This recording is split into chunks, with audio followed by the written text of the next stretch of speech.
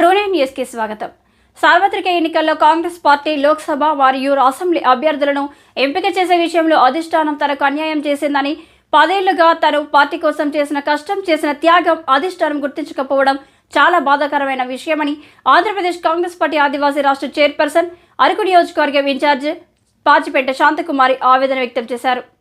ఈ సందర్భంగా మీడియా సమావేశంలో ఆమె మాట్లాడుతూ, ఉమ్మడి ఆంధ్రప్రదేశ్ రాష్ట్రం విడిపోయిన తొలినాళ్లలో కాంగ్రెస్ పార్టీకి తీవ్ర వ్యతిరేకత ఉన్న పరిస్థితుల్లో, కాంగ్రెస్ పార్టీ జెండా పట్టడానికి కూడా ఎవ్వరూ ఇష్టపడని పరిస్థితుల్లో, నేను కాంగ్రెస్ పార్టీ వాడినని చెప్పుకోవడానికి కూడా సామాన్యుడు సిగ్గుపడే పరిస్థితులు ఉన్నప్పుడు ఆంధ్రప్రదేశ్లో కాంగ్రెస్ పార్టీకి భవిష్యత్తు లేదు, సమూలంగా పూర్తిగా భూస్థాపితం అయిపోయింది అన్నారు.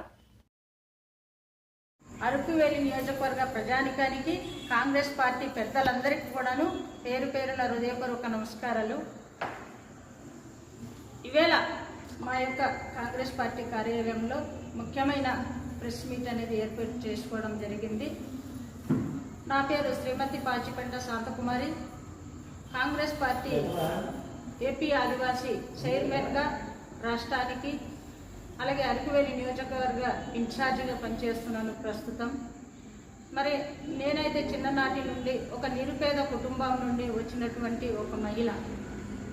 ఈవేళ గిరిజన సమస్యలపై చాలా విధాలుగా పోరాడాలని ఒక సంకల్ప బలంతో నేను 2004 సంవత్సరంలో కాంగ్రెస్ పార్టీలో ఒక సామాన్య కార్యకర్తగా చేరి, మరి 2018లో అరకువేలి నియోజకవర్గ మహిళా అధ్యక్షురాలుగా పనిచేయడం జరిగింది. అదేవిధంగా 2019లో ఎమ్మెల్యే అభ్యర్థిగా పోటీ చేయడం కూడా జరిగింది. మరి ఎమ్మెల్యే అభ్యర్థిగా పోటీ అంటే చిన్న విషయం కాదు.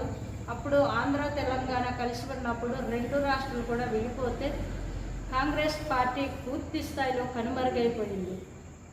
కనుమరుగైపోయిన సమయంలో కాంగ్రెస్ పార్టీ జెండా పట్టుకోవాలన్నా, కాంగ్రెస్ పార్టీ జెండా పట్టుకుని రోడ్లో వెళ్ళాలన్నా, 10 మందితో కలిసి తిరగాలన్నా చాలా భయంకరంగా, బాధగా, చాలా ఇబ్బందులు పడుతున్న సమయంలో నేను కాంగ్రెస్ పార్టీ జెండా ఎలాగైనా ఎగరేయాలి, కాంగ్రెస్ పార్టీ జెండా ఈ గిరిజన ఏజెన్సీ ప్రాంతంలో కనుమరుగైపోతే ప్రజల ఆవేదన, ప్రజల సమస్యలను ఎవరు తీరుస్తారని ఈవేళ ఒక గిరిజన మహిళగా నేను ముందు రావడం జరిగింది.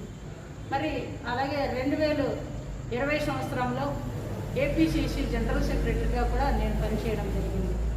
అదేవిధంగా 2003లో నేను ఆంధ్రప్రదేశ్ రాష్ట్ర ఆదివాసీ కాంగ్రెస్ చైర్మన్గా నన్ను ఎన్నుకున్నాను. అంటే రాష్ట్రంలో గిరిజన సమస్యల కోసం పోరాటం చేసేదే శాంతకుమారి. ఈవేళ గిరిజన ఏజెన్సీ ప్రాంతంలో 11 మండలాల్లో కూడాను మంచి పేరు ఉన్నటువంటి ఇది ఒక మహిళ. దీనికి ముందుకు తీసుకెళ్లాలని ప్రతి ఒక్కరు కూడాను నా పైన మంచి అభిప్రాయాలతో ఉన్నారు.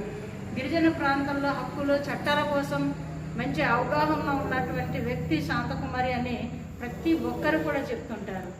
మరి ఈవేళ కాంగ్రెస్ పార్టీ కనుమరుగైపోతే ఈవేళ హక్కులు, చట్టాలు కాలా రాస్తున్న పరిస్థితుల్లో మన ప్రాంత అభివృద్ధి కోసం, మన ప్రాంత కర్తవ్యం కోసము, మన ప్రాంత ప్రజల కోసమే నేను పోరాటం చేస్తున్నాను తప్ప మరి ఇంకా ఏ విషయం లేదు. ఇప్పటి వరకు నేను యాక్చువల్గా అయితే